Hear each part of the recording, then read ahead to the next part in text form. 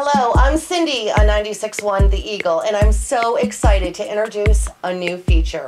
It's called When in Rome. There are so many fun facts that we don't know about in Rome, New York. So joining me today is Megan Postal. She is the director of the Rome Historical Society, and today we're going to talk about the Tomb of the Unknown Soldier. So the Tomb of the Unknown Soldiers of the American Revolution is something that people probably drive by all the time if they frequent Rome, but they might not be aware of what they're looking at.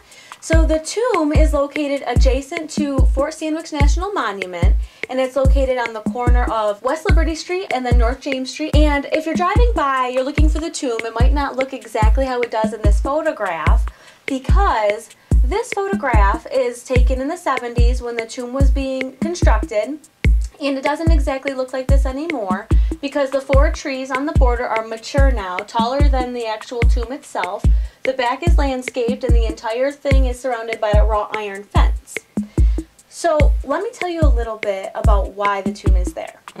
So when Fort Sandwich National Monument, the archaeological dig was being constructed, when they were doing the dig, they uncovered bones of remains from soldiers, more than one. They think about 8 soldiers from the American Revolution were identified, and they were identified by the regimental buttons that were also located with the bones.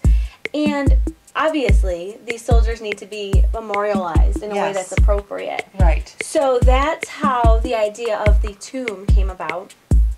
So the Tomb of the Unknown Soldiers was dedicated on July 4th, 1976, and there was a huge ceremony to mark this occasion with lots and lots of people. And they actually, the parking garage that we see in the back of this photo was still being constructed when the ceremony was happening, but people were up here watching the ceremony because there was such an overflow of people. And this on this side is Old City Hall, which also at the time was full of people watching the ceremony. So that was a pretty big day for Rome itself. But getting back to the actual monument, the architecture of the monument was designed by Lorimer Rich, who is from Camden, actually, and this was his very last project.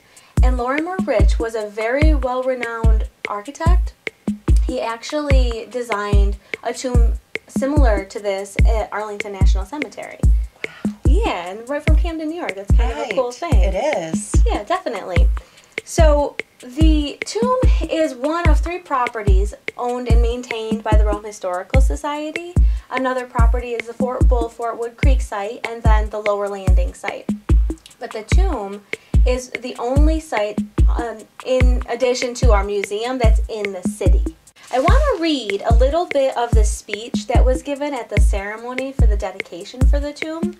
And this speech was given by, at the time, the Rome Historical Society President Edward C. Ball. So it reads like this. On July 4th, 1976, the 200th anniversary of the Declaration of the Independence, we dedicated this tomb of the unknown soldiers of the American Revolution with the most profound ceremonies of reverence and honor. In a casket of copper metal, we reburied the bones of 8 revolutionary soldiers at the base of this beautiful monument of the whitest granite in America. The people of a grateful country made this monument and park possible, not only to immortalize the sacrifices of these unknowns, but also to remind all future generations of the great principles of liberty which they died to establish. That's beautiful. It really is. There's so much history in Rome. So we're really excited about our new feature called When in Rome. We'll have another edition for you soon.